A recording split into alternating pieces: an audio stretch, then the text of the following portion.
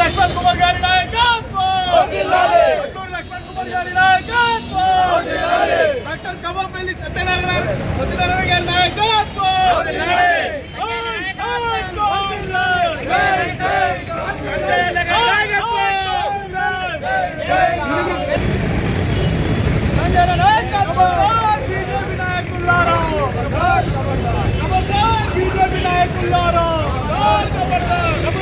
BJP నాయకులారా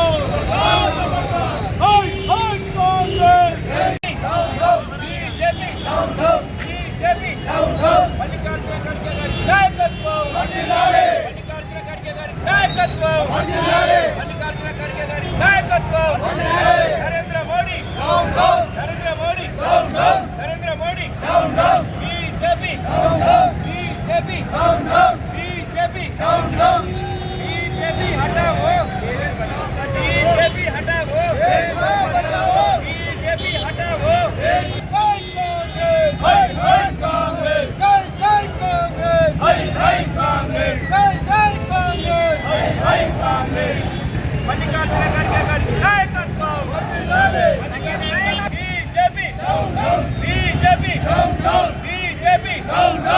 Narendra Modi BJP हटाओ,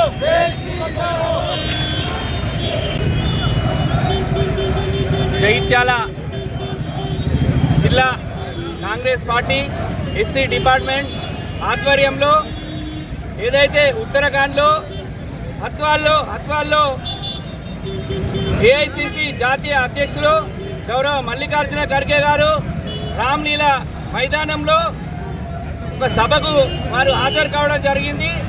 ఎప్పుడైతే మల్లికార్జున ఖర్గే గారు ఆ యొక్క సభ నుండి వెనుతిరిగి వెళ్ళిపోవడం జరిగిందో బీజేపీ, ఆర్ఎస్ఎస్, రామ్ సేన వారి అనుబంధ సంఘాలు ఆ యొక్క ప్రాంగణం శుద్ధి అయిందని, మైలపడిందని అవమానపరుస్తూ గంగాజలంతో వారు ఆ యొక్క ప్రాంగణాన్ని శుద్ధి చేయడం జరిగింది.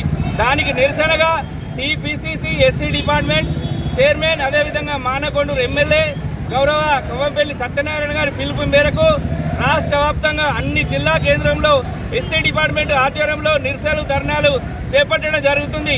మరి ఈ సందర్భంగా బీజేపీ కానీ ఆర్ఎస్ఎస్ కానీ వారి అనుబంధ సంఘాల వారి విధానం కానీ ఈ దేశంలో ఉన్న ఎస్సీలు కానీ ఎస్టీలు కానీ ఆదివాసీలు కానీ మహిళలు కానీ బీసీలందరూ డాక్టర్ బాబాసాహెబ్ అంబేద్కర్ గారు రాజ్యాంగ పరంగా ఇచ్చినటువంటి ఉద్యోగ అవకాశాలు కానీ రాజకీయ రంగాల్లో ఉన్నత స్థానాలు ఉండడం కానీ ఓర్చుకోలేని పరిస్థితి మనమందరం చూసుకున్నాం.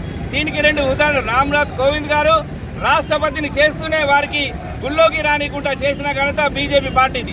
అదేవిధంగా ద్రౌపది ముర్ము గారు ప్రస్తుత రాష్ట్రపతి గారిని కూడా పార్లమెంట్ ప్రారంభోత్సవానికి వారిని పిలవలేదు. అదేవిధంగా రామ మందిర ప్రారంభోత్సవానికి వారికి ఆహ్వానం లేదు.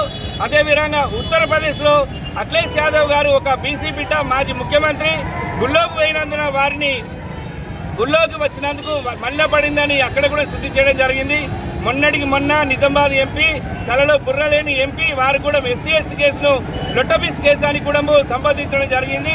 మరి ఈ సందర్భంగా బీజేపీ విధానాలు కానీ ఎస్సీలు కానీ ఎస్టీలు కానీ మహిళలు కానీ ఆదివాసులు కానీ దేశవ్యాప్తంగా ఉన్న వర్గాలు ఉన్నత స్థానంలోకి రావద్దని వారి ఎజెండా ఉన్నది. కాబట్టి రాబో రోజులలో కాంగ్రెస్ పార్టీ ద్వారానే ఈ యొక్క సమానత్వం ఉంటుంది, రాజ్యాంగ పరాలు అంతే అని గుర్తు చేస్తూ రాబో రోజులలో కాంగ్రెస్ పార్టీని అధికారంలోకి తీసుకురావాల్సిందిగా ఎస్సీ ఎస్టీ బీసీ మహిళలకు ప్రజలందరికీ కోరుకుంటూ అవకాశం ఇచ్చిన పెద్దలందరికీ పాల్గొన్న ఎస్సీ డిపార్ట్మెంట్